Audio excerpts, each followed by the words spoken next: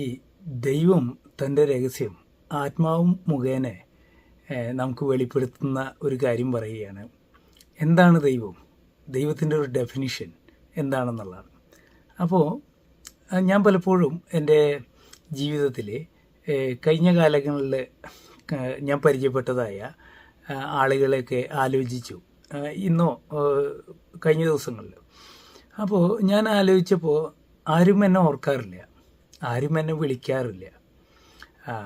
അപ്പോൾ ഞാൻ പക്ഷേ അവരെയൊക്കെ ഓർക്കുന്നുണ്ട്, മനസ്സിൽ ഓർക്കുന്നുണ്ട്. അവരെ ഇടയ്ക്ക് വിളിക്കുകയും ചെയ്യും. വിളിച്ച് സംസാരിക്കുമ്പോൾ അവർക്ക് അതിൽ വലിയ ത്രില്ലില്ല, കാരണം ഞാൻ പഴയ കാലങ്ങളിൽ പരിചയപ്പെട്ടവരാണ്. അപ്പോൾ ഞാനിങ്ങനെ ആലോചിച്ചു എല്ലാവരെയും. ഞാൻ പരിചയപ്പെട്ട 10 വർഷം മുമ്പ് പരിചയപ്പെട്ട ആളുകളും 15 വർഷം മുമ്പ് പ്രയറിൽ പോയിരുന്നപ്പോൾ ഉണ്ടായിരുന്ന ആളുകളൊക്കെ ഉണ്ട്. വലിയ ഇവിടെ ഒരു ദൈവപ്രസംഗം പറയാൻ, അതുപോലെ വലിയ പ്രയർ ഗ്രൂപ്പുകൾ നടത്താമെന്നല്ലാതെ കണ്ട് അവരുടെ അകത്തൊക്കെ ഭയങ്കരമായിട്ടുള്ള സെൽഫ് എസ്റ്റീമും അവർക്ക് സ്നേഹിക്കാനുള്ള ഒരു തടസ്സവുമുണ്ട്. കാരണം അവരാണ് ദൈവത്തിൻ്റെ വക്താക്കൾ എന്ന രീതിയിലാണ് ഈ സ്നേഹം തണുത്തുറഞ്ഞു പോകുന്നതായിട്ട് കാണാം എല്ലാവർക്കും. അപ്പോൾ ഞാൻ അവരെയൊക്കെ പഴയ സുഹൃത്തുക്കളെയും അതുപോലെ പഴയ ഗ്രൂപ്പിലുള്ളവരെയൊക്കെ ഇടയ്ക്ക് വിളിച്ച് സംസാരിക്കാനൊക്കെ ഇഷ്ടപ്പെടും. അപ്പോൾ നമ്മൾ ആലോചിക്കാൻ എന്തുകൊണ്ടാണ് ഈ മനുഷ്യരെ ഇത്രയും വെറുക്കാൻ കാരണം? ഒരാളെ പോലും പഴയ കാലത്ത് പരിചയപ്പെട്ട സ്നേഹം പുതുക്കാനായിട്ട് ആർക്കും താല്പര്യമില്ല. അല്ലെങ്കിൽ ആ സ്നേഹം ചിലരിൽ മാത്രമേ കാണുന്നുള്ളൂ. അത് വിജാതീയരിലായിരിക്കാം ചിലപ്പോൾ ഉള്ളത്.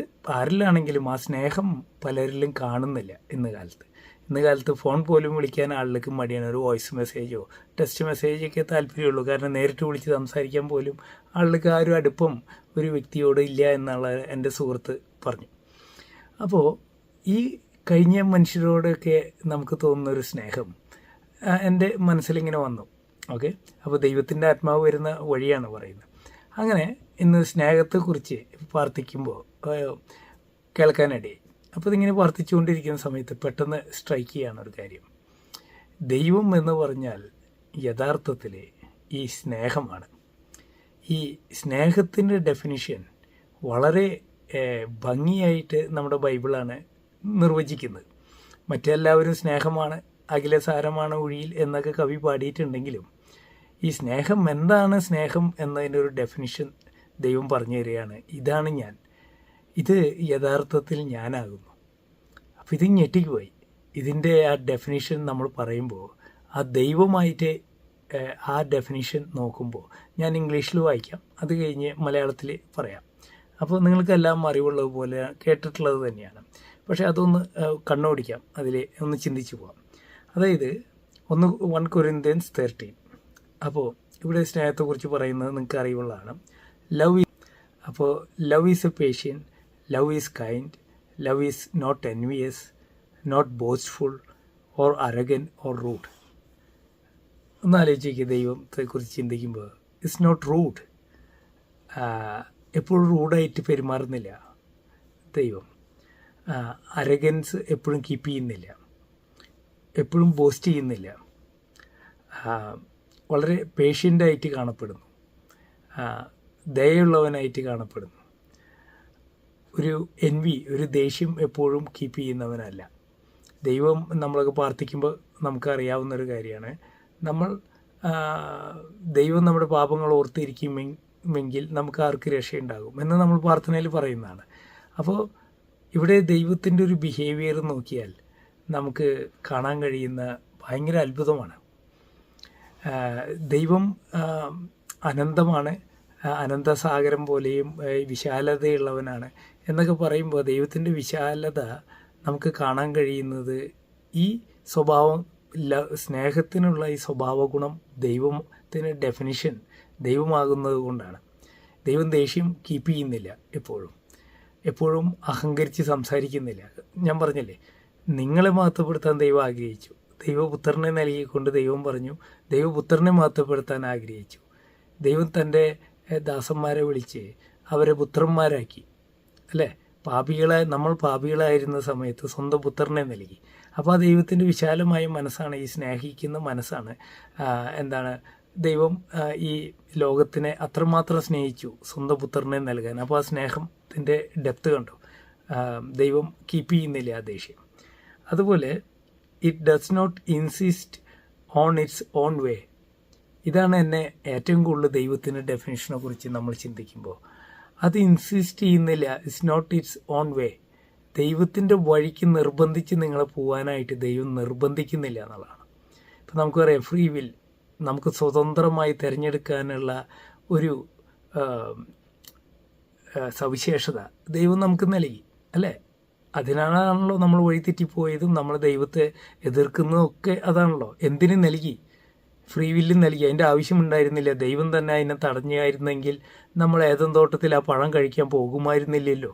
അങ്ങനെ ഞങ്ങളെ തെറ്റിൽ നിന്ന് തടയണമല്ലോ. ദൈവം എന്താ അത് ചെയ്യാത്തത് എന്നൊക്കെയല്ലേ ചോദ്യം. ദൈവം പറയാണ് സ്നേഹം എന്ന് പറയുന്നത് ഒരാളെ തൻ്റെ വഴിക്ക് നിർബന്ധിക്കലല്ല. It does not insist its own way എന്ന് പറയുമ്പോൾ എത്രയോ വ്യക്തമായിട്ട് ദൈവത്തിൻ്റെ ഡെഫിനിഷനാണ് ഇവിടെ പറയുന്നത്. അത് ഒരിക്കലും നിർബന്ധിക്കുന്നില്ല. അതുകൊണ്ടാണ് ഫ്രീ വിൽ. ദൈവം തന്ന ഏറ്റവും വലിയ സ്നേഹമാണ് നമ്മുടെ ഫ്രീ വിൽ, അതായത് പാപം ചെയ്യാനുള്ള സ്വാതന്ത്ര്യം. അത് പറയുമ്പോൾ നിങ്ങൾക്ക് തെറ്റായ ചിന്തകളിലേക്ക് കടക്കാം, ദൈവം അങ്ങനെയാണ്. പക്ഷേ ദൈവത്തിൻ്റെ സ്നേഹത്തിൻ്റെ ഒരു ഭാഗമാണ് തെറ്റിലേക്ക് പോകാൻ നിങ്ങളെ അനുവദിക്കുന്നു എന്നത്. അങ്ങനെ നിങ്ങൾ തെറ്റിലേക്ക് പോയവരെ ദൈവം തിരിച്ചു കൊണ്ടിരുന്നു. ധൂർത്തപുത്രൻ്റെ ഉപമയൊക്കെ അറിയാലോ. അങ്ങനെ പോകാൻ അനുവദിക്കുന്നു. അല്ലെങ്കിൽ എന്തുണ്ടാവും? നമുക്ക് അറിയാത്തൊരു മേഖല, നമുക്ക് അങ്ങോട്ട് പോകാനുള്ളൊരു ടെൻഡൻസി, ദൈവദൂതന്മാരെ ദൈവം സൃഷ്ടിച്ച് ദൈവത്തിന് അനുസരണയുള്ളവരാക്കിയപ്പോൾ അവർക്കും ഫ്രീ വില്ല് ഉണ്ടായിരുന്നു എന്നുള്ളത് കൊണ്ടാണ് പിശാച് ഉണ്ടായത്. അപ്പോൾ നിർബന്ധിച്ച് ആരെയും നിർത്തുന്നില്ല. അങ്ങനെ നിൻ്റെ ഹൃദയത്തിൽ ഒരു ആഗ്രഹം മുളയ്ക്കുന്നുണ്ടെങ്കിൽ നീ പൊക്കൂ എന്ന് ധൂർത്തപുത്രനോട് പറയുകയാണ്. അങ്ങനെ അവൻ പൈസയൊക്കെ ചെലവ് ചെയ്ത് എല്ലാം കഴിഞ്ഞ് പന്നിക്കൂട്ടിൽ കിടക്കുന്ന ഒരു അവസ്ഥയിൽ തൻ്റെ പിതാവിൻ്റെ ഭവനം ആലോചിക്കുന്നത് അറിയാലോ. ഇതാണ് ദൈവം. സ്നേഹിക്കുന്ന ദൈവം ഇരട്ടി സ്നേഹം കൊടുത്ത് ഈ ധൂർത്തപുത്രനെ തിരിച്ചു വിളിക്കുന്ന അപ്പൻ്റെ ഉപമ പറയുകയാണ്. ഇതാണ് ദൈവത്തിൻ്റെ സ്നേഹം. ഇതാണ് ഏദൻ തോട്ടത്തിൽ സംഭവിക്കുന്നത്. നിങ്ങളെ പോവാൻ അനുവദിക്കുകയാണ്, നിങ്ങൾക്ക് ഇഷ്ടമുള്ളത്. അപ്പോൾ അവർ അതിന് പോയി. മനുഷ്യഗണം മുഴുവൻ ഇപ്പോൾ നമ്മൾ പാപികളായെങ്കിലും പാപികളായിരിക്കെ തന്നെ തൻ്റെ പുത്രനെ നൽകി തിരിച്ചു വിളിക്കുകയാണ്. ആ സ്നേഹം, ദൈവത്തിൻ്റെ സ്നേഹം നമുക്ക് കേൾക്കുമ്പോൾ പോലും നമുക്ക് രോമാഞ്ചം കൊള്ളുന്നതാണ്. അതുകൊണ്ടാണ് ഞാൻ അത്രയും ത്രില്ലായി ഇത് പറയുന്നത്. ഇൻസിസ്റ്റ് ചെയ്യുന്നില്ല എന്നുള്ളതാണ് ദൈവം. ഒരാളെയും, എല്ലാവരും പറയുന്നതല്ലേ, ദൈവം എന്തുകൊണ്ട് നമ്മളെ തടഞ്ഞില്ല, എന്തുകൊണ്ട് സാത്താനെ തടഞ്ഞില്ല? അത് സ്നേഹമാണെന്നാണ് ദൈവം പറഞ്ഞു. എത്രയും മനോഹരമായിട്ട് ദൈവം അത് വെളിപ്പെടുത്തി ആത്മാവ് മുഖേന എന്നുള്ള ആലോചിക്കുമ്പോൾ ദൈവത്തെ എത്ര വാഴ്ത്തിയാലും മതിയാവില്ല. അതായത് ദൈവത്തിൻ്റെ സ്നേഹമാണ് ഫ്രീ വിൽ. ദൈവത്തിൻ്റെ സ്നേഹമാണ് ഏദൻ തോട്ടത്തിൽ നിങ്ങളെ തടയാതെ നിർത്തിയത് എന്ന് എത്ര പേര് മുമ്പ് ചിന്തിച്ചിട്ടുണ്ടാകും. അപ്പോൾ നമ്മുടെ സ്വാതന്ത്ര്യം, നിങ്ങളുടെ സ്വാതന്ത്ര്യം പോലും ദൈവത്തിൻ്റെ സ്നേഹമാണെന്നുള്ളതാണ്. നിങ്ങൾ തെറ്റിലേക്ക് പോകുമ്പോൾ നമുക്കറിയാം, എൻ്റെ ബലഹീനതയിലാണ് ദൈവത്തിൻ്റെ സ്നേഹം അല്ലെങ്കിൽ കരുണ എനിക്ക് ധാരാളമായി ഒഴുകുന്നത് എന്നറിയാം. നാം പാപം ചെയ്യുന്ന എങ്കിൽ തന്നെ നമുക്ക് വേണ്ടി ഒരു മധ്യസ്ഥനുണ്ട് എന്നുള്ളതാണ്. കാരണം നമ്മളുടെ സ്വന്തം ഇഷ്ടത്താൽ നമ്മൾ പാപം ചെയ്യുന്നില്ല എന്ന് പൗലോസ് പറയുന്നുണ്ട്. മനസ്സിലായില്ലേ? അപ്പോൾ നമ്മൾ എന്തെങ്കിലും നമുക്ക് കുറവുകളുണ്ടെങ്കിൽ, if you lack something, God will pour his mercy towards you, more mercy towards you എന്നുള്ളതാണ്. നിനക്ക് എന്തെങ്കിലും കുറവുകളുണ്ടെങ്കിൽ ദൈവം കൂടുതൽ കരുണ നിന്നിലേക്ക് ഒഴുക്കും. നീ ഒന്നുകൊണ്ടും പേടിക്കേണ്ട നിങ്ങൾ. കാരണം നിങ്ങളുടെ കുറവുകളെല്ലാം ദൈവം നിങ്ങളെ പിടിച്ചിരിക്കുകയാണ്. നിങ്ങൾ തെറ്റിലേക്ക് പോകുമ്പോൾ തന്നെ അവിടെ എന്തെങ്കിലും കുറവുകളുണ്ടെങ്കിൽ ദൈവത്തിൻ്റെ കരുണ ഒഴുക്കി നിങ്ങളെ സംരക്ഷിക്കും. അപ്പോൾ ഇനി അടുത്തത് എന്താണെന്ന് വെച്ചാൽ, ഇറ്റ് ഈസ് നോട്ട് ഇറിറ്റേറ്റബിൾ എന്നുള്ളതാണ്. അപ്പോൾ ഇവിടെ ഇത് വെറുക്കപ്പെടുന്നില്ല. ദൈവത്തിൻ്റെ സ്നേഹം വെറുക്കുന്നില്ല. നമ്മളൊക്കെ പലരെയും നോക്കി വെറുക്കുന്നുണ്ടായിരിക്കും, അല്ലേ? അതേ അവനെ നോക്കിയേ, അവളെ നോക്കിയേ എന്നൊക്കെ പറഞ്ഞ് നമ്മുടെ മനസ്സിൽ മാനുഷികമായിട്ട് നമ്മൾ കാണുന്നവരെയൊക്കെ അറിയാണ്ട് മനസ്സിൽ ചിന്തിച്ചു പോകുന്നതാണ്. ആ വ്യക്തിയുടെ നോട്ടം ശരിയല്ല, ആ വ്യക്തിയുടെ ഫേസ് നോക്കിയേ, അല്ലെങ്കിൽ. പക്ഷെ ദൈവം പറയുകയാണ്, ഞാൻ അങ്ങനെ വെറുക്കുന്നില്ല ഒരാളെ നോക്കിയിട്ട്.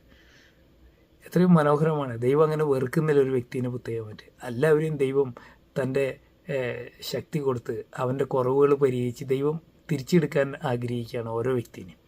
കുഷ്ഠരോഗിയാണെങ്കിലും കുഷ്ഠരോഗിനെയൊക്കെ യേശു ക്രിസ്തു തിരിച്ചെടുക്കുന്ന യേശുവിൻ്റെ ആ സ്നേഹം കണ്ടു. അവൻ്റെ മുഖം നോക്കിയാൽ നമ്മളെ പണ്ട് കാലത്ത് പഴയ നിയമത്തിലൊക്കെ കുഷ്ഠരോഗികൾക്ക് നിഷിദ്ധമായ കാര്യങ്ങളാണ്. പക്ഷേ ദൈവത്തിൻ്റെ സ്നേഹത്തിൻ്റെ പൂർണ്ണതയിൽ ആ കുഷ്ഠരോഗിനെ ദൈവം ഏറ്റവും വിലയുള്ളവനായി കാണുന്നു. അത് ദൈവത്തിൻ്റെ സ്നേഹമാണ് പറഞ്ഞത്. ആ സ്നേഹത്തിൻ്റെ ആഴം എന്ന് പറഞ്ഞാൽ അത് നമുക്ക് മറ്റൊരിക്കാൻ പറ്റുന്നതല്ല. അത് ദൈവത്തിൻ്റെ ആഴം ആണ്. അതാണ് ദൈവം എന്നുള്ളതാണ് ഡെഫിനിഷൻ. അപ്പോൾ ഇവിടെ ഇറ്റ് ഈസ് നോട്ട് ഇറിറ്റബിൾ, റിസൻഫുൾ, എപ്പോഴും ദേഷ്യം ഇങ്ങനെ കീപ്പ് ചെയ്യുന്നില്ല. നല്ല എന്താ പറയുക, നമ്മളെ പല പിശാചികളെയൊക്കെ പോകുമ്പോൾ അവർ എന്നൊക്കെ പറഞ്ഞ് കൊതറി അവരെ ചങ്ങലയ്ക്കൊക്കെ ഇട്ട പിശാചികളൊക്കെ കൊതറുന്ന ചില ഇതുകളൊക്കെ കാണാം. ചിലവരെയൊക്കെ പട്ടിക്കൂട്ടിലിട്ടിരിക്കുന്നത് ഞാൻ കണ്ടിട്ടുണ്ട്. ചില വീട്ടിൽ മക്കളായിരിക്കും, അവർ മാനസിക വിഭ്രാന്തിയായി പട്ടിക്കൂട്ടിൽ ചങ്ങലക്കിട്ടിരിക്കുന്ന ചില വീഡിയോസൊക്കെ ഞാൻ കണ്ടിട്ടുണ്ട്. അപ്പോൾ അങ്ങനെ റിസൻഫുൾ ഒരാളോടൊരു ദേഷ്യം തുടർച്ചയായി ദൈവം കാത്തു സൂക്ഷിക്കുന്നില്ല. അതുകൊണ്ട് നിങ്ങൾ ആ ദൈവത്തിലേക്ക് എപ്പോഴും കയറി ചെല്ലാനുള്ള ആ ദൈവത്തിൻ്റെ വിശാലതയാണ് അവിടെ പറയുന്നത്.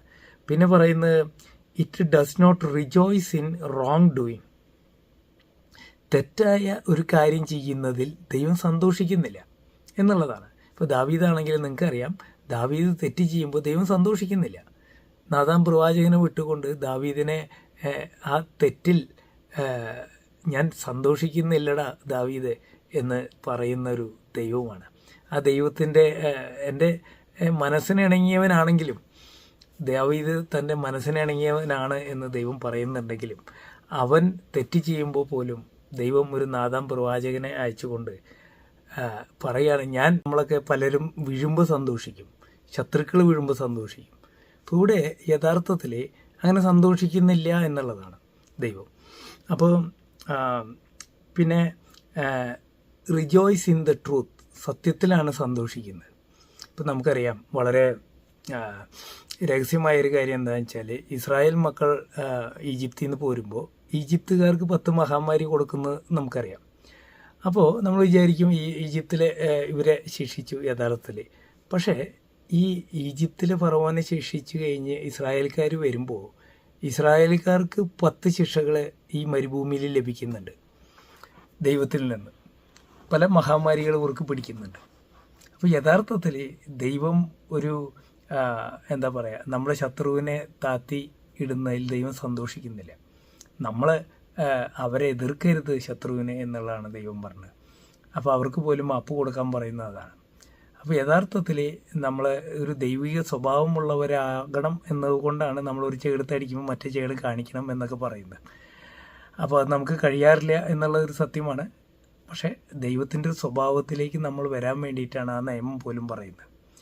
പിന്നെ മറ്റൊരു പ്രധാനപ്പെട്ട കാര്യം ഇതാണ്, സത്യത്തിൽ ആഹ്ലാദിക്കുന്നു എന്നുള്ളതാണ് സ്നേഹം. സ്നേഹമുള്ളവർ യഥാർത്ഥ സത്യത്തിലാണ് ആഹ്ലാദിക്കുന്നത്. ഒരു കാര്യം കൺസീൽ ചെയ്തിട്ട് നമ്മൾ മറച്ചു പിടിച്ചുകൊണ്ട് വയ്ക്കുന്ന വ്യക്തിത്വമല്ല സ്നേഹമുള്ളവർ.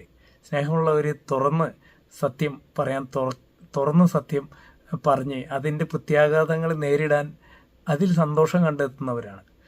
അപ്പോൾ നമുക്കൊക്കെ അറിയാം, എപ്പോഴും നമ്മളെ പെണ്ണുങ്ങളായാലും അവരോടൊക്കെ സംസാരിക്കും പറയും, സത്യം തുറന്നു പറയരുത് എന്നൊക്കെ അവർ പറയും. തുറന്നു പറഞ്ഞാൽ നിങ്ങൾ അതറിഞ്ഞു കഴിഞ്ഞാൽ എന്നെ ഉപദ്രവിക്കും, എന്നെ കുത്തി നോവിക്കും. അതുകൊണ്ട് നമ്മളെപ്പോഴും രഹസ്യം കീപ്പ് ചെയ്യണം. യഥാർത്ഥത്തിൽ ഒരു രഹസ്യം കീപ്പ് ചെയ്യുന്നത് അല്ല, രഹസ്യം നമ്മൾ തുറന്നു പറഞ്ഞ് അതിൻ്റെ പ്രത്യാഘാതങ്ങൾ എന്തു തന്നെ ആയിക്കോട്ടെ, ഈ മനുഷ്യന് നമ്മളോടൊന്നും ചെയ്യാൻ പോകുന്നില്ല. നമുക്ക് എന്തൊക്കെ രഹസ്യങ്ങളെ നമ്മൾ സ്നേഹിക്കുന്നവരോടാണ് ഞാൻ പറയുന്നത്, സ്നേഹിക്കുന്നവരോട് നമ്മൾ എന്തും തുറന്നു പറയാം, അത് സ്നേഹമാണ് എന്നുള്ളതാണ്. അപ്പോൾ ആ സ്നേഹത്തിൻ്റെ ഒരു കംപ്ലീറ്റ്നെസ് ആണത്. നമ്മൾ സ്നേഹിക്കുന്നത് സത്യത്തിലാണ് സന്തോഷിക്കുന്നത്. എന്താണ് സത്യം? ഒന്നും മറച്ചു വയ്ക്കാത്തതാണ് സത്യം, മറച്ചു വയ്ക്കുന്നതല്ല സത്യം. അപ്പോൾ പിന്നെ കാര്യം, ഇറ്റ് ബെയേഴ്സ് ഓൾ തിങ്സ്, എല്ലാം സഹിക്കുന്നു അല്ലേ. നമ്മളിപ്പോൾ തുറന്നു പറയുമ്പോൾ മറ്റൊരാൾക്ക് വേദനിക്കുന്നുള്ളതാണ്. പക്ഷേ സ്നേഹമുള്ളവർക്ക് എല്ലാം സഹിക്കാൻ പറ്റുന്നു. എന്ത് കേട്ടാലും അവർ സഹിക്കുന്നു, എന്ത് ചെയ്യാം എന്ന രീതിയിൽ അത് ഉൾക്കൊള്ളുന്നു. അത് ദൈവത്തിൻ്റെ ഒരു ഭാഗമാണ്. അപ്പം നമ്മൾ പാപങ്ങളൊക്കെ ദൈവത്തോട് ഏറ്റു പറയാൻ മടി കാണിക്കുന്നില്ല, കാരണം ദൈവത്തിനെല്ലാം സഹിക്കാൻ പറ്റും എന്നുള്ളതാണ്. പിന്നെ ബിലീവ് ഓൾ തിങ്സ്, നമ്മൾ ചെയ്യുന്ന നല്ല കാര്യങ്ങളെ വിശ്വസിക്കുന്നു. ഹോപ്പ് ഓൾ തിങ്സ്, എല്ലാത്തിലും നല്ല പ്രത്യാശ അർപ്പിക്കുന്നു. എൻഡ്യൂവേഴ്സ് ഓൾ തിങ്സ്, എല്ലാത്തിലും സഹനം നേരിടുന്നു. ഇത് കഴിഞ്ഞിട്ട് ലവ് നെവർ എൻഡ്സ് എന്ന് പറയാണ്. ഒരിക്കലും സ്നേഹം അസ്തമിക്കുന്നില്ല എന്ന് പറയാണ്. അത് വലിയൊരു കാര്യമാണ്. ദൈവം ഒരിക്കലും അസ്തമിക്കുന്നില്ല, അല്ലേ? അസ്തമിക്കാത്തവനാണ് ദൈവം, അനന്തമുള്ളവനാണ് ദൈവം. കണ്ടോ? അപ്പോൾ ദൈവത്തിൻ്റെ ഡെഫിനേഷനിൽ പെടുന്നതാണ് ഈ ലവ് നെവർ എൻഡ്സ് എന്ന് പറയാണ്. പിന്നെ പ്രോഫസീനെ കുറിച്ച് പറയാണ്. But as for prophecies they will come to an end, പ്രവചനങ്ങൾ തിരോഭവിക്കും, തീർന്നു പോകും. As for tongues they will cease, ഭാഷകൾ അവസാനിക്കും, അന്യഭാഷ അവസാനിക്കും. ആസ് ഫോർ നോളജ്, നമുക്ക് കിട്ടിയ അറിവുകളെ കുറിച്ച് പറയുകയാണ്. It will come to end, അറിവിനും ഒരു അവസാനമുണ്ട്, പക്ഷെ സ്നേഹത്തിന് അവസാനമില്ല. ദൈവമാണത്, അത് ഇങ്ങനെ തുടർന്നുകൊണ്ടിരിക്കുകയാണ്. അത് നിർത്താൻ സാധിക്കുന്നില്ല. ആ വ്യക്തി എന്നോട് എന്ത് ചെയ്താലും ആ വ്യക്തിയോടുള്ള സ്നേഹം നിൽക്കില്ല. അത് സ്നേഹത്തിൻ്റെ ഒരു ഭാവമാണത്. ദൈവികത ഉള്ളവർക്കേ അതുണ്ടാവുള്ളൂ. അപ്പോൾ ഇതെല്ലാമാണ് സ്നേഹത്തിൻ്റെ പ്രത്യേകത. ഇത് ഇംഗ്ലീഷിൽ പറഞ്ഞിരിക്കുന്നതാണ്. അപ്പോൾ ഇനി നമ്മൾ മലയാളത്തിൽ വായിക്കുകയാണെങ്കിൽ നമുക്ക് സ്നേഹത്തെക്കുറിച്ച് നമുക്കറിയാം. ഞാൻ മലയാളത്തിൽ നിങ്ങളെല്ലാം കേൾക്കുന്ന ഒന്ന് പറയാണ്. മനുഷ്യരുടെയും ദൈവദൂതന്മാരുടെയും ഭാഷകൾ സംസാരിച്ചാലും, പല അന്യഭാഷകളിലും ദൈവദൂതന്മാരുടെ ഭാഷയിൽ സംസാരിച്ചാലും, സ്നേഹമില്ലെങ്കിൽ നമ്മൾ മുഴങ്ങുന്ന ഒരു ചേങ്ങല പോലെയാണ് മുഴങ്ങുന്നത്. കാരണം ഇങ്ങനെ വെറുതെ കുലുങ്ങിക്കാണ്ടിരിക്കുക എന്നുള്ളത്, എനിക്ക് പല കഴിവുകളുണ്ടെങ്കിലും എന്ന് വളരെ ഈ സ്നേഹത്തെക്കുറിച്ച് തട്ടിച്ചു നോക്കുമ്പോൾ ഈ ദൈവിക വ്യക്തികൾ മറ്റെല്ലാ കഴിവിനെയും ദൈവം വളരെ തരം താത്തി കാണിക്കുന്നതാണ് അവിടെ കാണുന്നത്. സ്നേഹമായി തട്ടിച്ച് നോക്കുമ്പോൾ അത് ദൈവമാണ് സ്നേഹം. അപ്പോൾ ആ ദൈവത്തോട് തട്ടിച്ച് നോക്കാൻ, തുലനം ചെയ്യാൻ ഒന്നിനും പറ്റില്ല എന്നാണ് ഈ ദൈവിക പാസ്റ്റർമാരും അതുപോലെ വൈദികരും എത്ര പ്രവാചകന്മാരും. പ്രവചനത്തെ പോലും ദൈവം ഈ സ്നേഹത്തിൻ്റെ അടുത്തേക്ക് കൊണ്ടുവരാൻ നോക്കുമ്പോൾ ഒന്നും തട്ടിച്ച് നോക്കുമ്പോൾ ഇല്ല എന്നാണ് അവിടെ പറയുന്നത്.